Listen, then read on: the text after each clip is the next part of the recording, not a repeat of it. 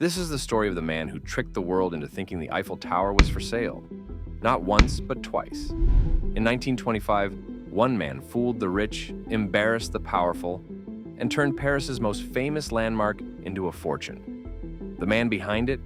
Victor Lustig, a master of disguise, a genius of trickery, and a criminal whose boldness seems impossible to believe. Today, we're uncovering the crazy scam that shocked the world, where charm became a weapon and trust was the ultimate target.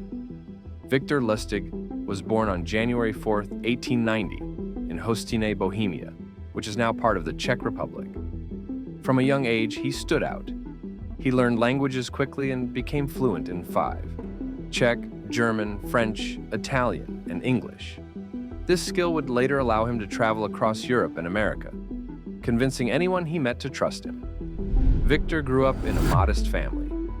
Life was simple, but his mind was always racing. By his teenage years, he had already discovered that he could read people.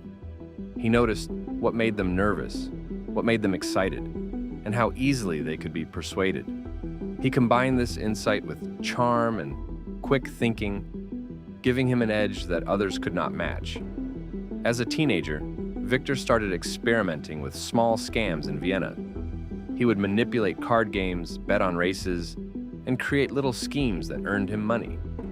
But these small cons were just practice. Victor wanted bigger challenges. He wanted to target those who had power, wealth, and influence. By the time he reached adulthood, he had become a master of disguise. He could become anyone he wanted. Sometimes he was a wealthy businessman, sometimes a government official, sometimes an engineer. Each identity was believable. He would change his clothes, his mannerisms, even the way he spoke, to convince his targets that he was someone important. Victor was not just a con artist. He was a performer. He understood human psychology in a way few people ever did. He knew how to make people believe the impossible, and he had no fear of taking huge risks. By the early 1920s, Lustig had moved to Paris. He was preparing something so audacious, so unbelievable, that it would leave the city buzzing for years. A plan that could make him a fortune and embarrass the most powerful people in France. What he did next would shock anyone who thought they could predict a con artist's next move. In 1925, Victor Lustig noticed something that most people overlooked. The Eiffel Tower, Paris's iconic landmark, was aging. Rust crept across its iron beams, and the government was quietly debating whether it would be cheaper to dismantle it than to repair it. Most Parisians saw this as a bureaucratic problem, but Lustig saw an opportunity. He devised a plan so bold that it seemed impossible. He created a new identity, a high-ranking government official, complete with a convincing uniform and official-looking documents. With his charm and confidence, he could make anyone believe he represented the French government. Next, Lustig arranged a secret meeting with Parisian scrap metal dealers. The room was small, private, the perfect stage for his performance. He told them that the Eiffel Tower would soon be sold for scrap, and only they had a chance to buy it if they acted quickly. He promised that exclusive rights to the metal could be theirs, but there was a catch. To secure the deal, a good faith bribe was required. One man, André Poisson, a businessman hungry for status and eager to impress society, fell into the trap. Lustig presented detailed blueprints and forged government letters, making everything appear official. Poisson, imagining the profits he could make by selling the iron, handed over 70,000 francs, equivalent to over $300,000 today. Then Lustig disappeared. Just like that, he vanished into the streets of Paris, leaving Poisson confused, humiliated, and too ashamed to go to the police. Lustig had executed the perfect con: bold, precise, and invisible. The audacity of the scam shocked everyone who later heard the story. One of the most famous structures in the world was for sale, and he had walked away with fortune, while his victims suffered the embarrassment and silence. Even the best stories need the right soundtrack. If you want your videos, podcasts, or social media content to sound as professional and gripping as this story of Lustig, you need Epidemic Sound. Epidemic Sound gives you unlimited access to over 40,000 music tracks and 90,000 sound effects, all professionally produced and copyright cleared. You can find the perfect soundtrack for suspense, drama, or action, and make your content feel cinematic without worrying about copyright strikes. Whether you're making YouTube videos, podcasts, or social media clips, you can find the perfect music to make your content cinematic and gripping. Suspense, drama, action, every emotion is covered. Right now, you can try Epidemic Sound free for 30 days. Click the link in the description and bring your videos to life with music that makes every moment unforgettable. Don't settle for ordinary audio, make your story sound epic. After the success of his first scam, Victor Lustig could have easily disappeared with his fortune and lived comfortably. But for him, the thrill was as addictive as the money. Just months later, he returned to Paris, ready to try the impossible again. He wanted to sell the Eiffel Tower a second time. Lustig approached a new group of scrap metal dealers. Once again, he assumed the role of a government official, this time more polished and confident than ever. He claimed that the first sale had fallen through and that a fresh opportunity had opened up. He presented new documents, forged letters, and carefully timed the meeting to ensure secrecy. At first, everything went smoothly. The dealers were intrigued, and Lustig played his part perfectly. His charm, his apparent authority, and the meticulous attention to detail made it seem real. People believed what they wanted to believe. For a moment, it seemed like history might repeat itself. But this time, Lustig had underestimated the world he was exploiting. Word of a potential Eiffel Tower sale had leaked. Authorities were alerted, and the police were watching more closely. Dealers were suspicious and more cautious. The stakes had changed, and Lustig's usual confidence had to be tempered by urgency. Recognizing the danger, Lustig made a calculated decision. Rather than risk capture, he fled Paris. He packed his bags, assumed yet another identity, and boarded a ship bound for the United States. By the time anyone realized what had happened, he was gone, leaving behind bewildered victims and an incredulous city. The audacity of Lustig's attempt was unmatched. Selling the Eiffel Tower once had shocked the world.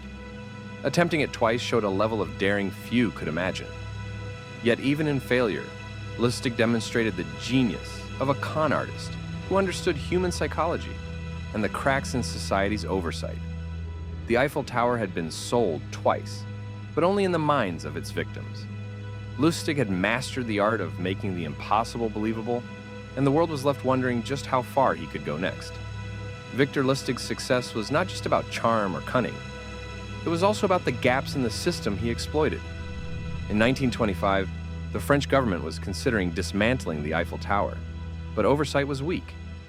Decisions moved slowly, paperwork piled up, and officials were more concerned with routine than verification. Lustig noticed this immediately. No one questioned his credentials. No one verified the letters or documents he produced. He had forged a government seal, presented official-looking papers, and carried himself like an authority figure. The bureaucrats, caught up in red tape and accustomed to following procedure blindly, accepted him without hesitation. It was a perfect storm of official incompetence and blind trust. In a world dominated by rules and routine, a smooth talker could slip through the cracks. Lustig didn't just trick individuals, he exploited the entire system. He turned the bureaucracy's weaknesses into his personal playground. Even today, historians point to this episode as a classic example of how confidence and audacity can manipulate a system. The Eiffel Tower remained standing, but for a moment, it almost wasn't. And the lesson was clear. No matter how powerful a structure or institution may seem, human error and oversight can make it surprisingly vulnerable. Victor Lustig's genius was not limited to the Eiffel Tower. Once he landed in the United States, he quickly adapted his schemes to a new world, one full of opportunity and trust waiting to be exploited. One of his most audacious scams was the infamous money printing machine. Lustig convinced a Texas sheriff that he had invented a device capable of printing perfect U.S. currency. To prove it worked, he printed a few fake bills right in front of the sheriff, who was both amazed and eager to buy. Lustig demanded a large sum for the machine. The sheriff handed over the money, and Lustig vanished before the man could even realize he had been duped. This was not a one-off stunt. In the US, Lustig ran a large-scale counterfeiting operation. Using intricate techniques, he produced fake bills that were nearly indistinguishable from real currency. His operations spread across multiple states, threatening local economies and confounding authorities. Lustig's flair for deception, combined with meticulous planning, made him one of the most elusive con artists of his time. But even the most brilliant criminals face limits. In 1935, after years of evading capture, Lustig was finally caught. The authorities had tracked his operations, collected evidence, and closed in. He was sentenced to 20 years in prison. For the first time, Lustig faced the consequences of his audacity. He had sold the Eiffel Tower. He had tricked businessmen, officials, and lawmen alike. But in the end, it was Lustig behind bars, a reminder that even the cleverest schemes have their limits. His story remains a testament to human ingenuity, audacity, and the thin line between brilliance and recklessness. Victor Lustig's scams became legendary. Selling the Eiffel Tower was not just a trick.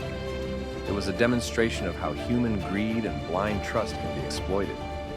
He knew how to read people, manipulate ambition, and turn deception into an art form. Even today, Lustig's story reminds us that no system is perfect.